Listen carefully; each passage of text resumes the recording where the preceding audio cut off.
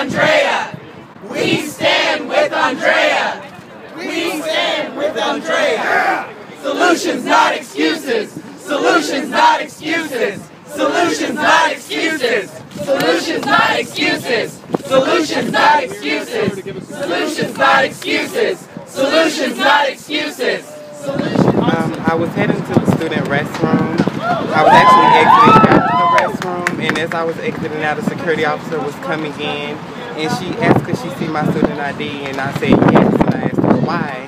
And instead of telling me why, she asked me was I male or female, and I told her female, and she laughed at me and called for backup. And like 6 officers came in. They kind of surrounded me, and they were just looking at my ID and stuff like that. And they escorted me off the campus and told me not to return until I was contacted by the school. And when I asked why I was being suspended or why I was being escorted because I had class to go to, they wouldn't give me a reasoning, and I contacted my attorney, and now we're here.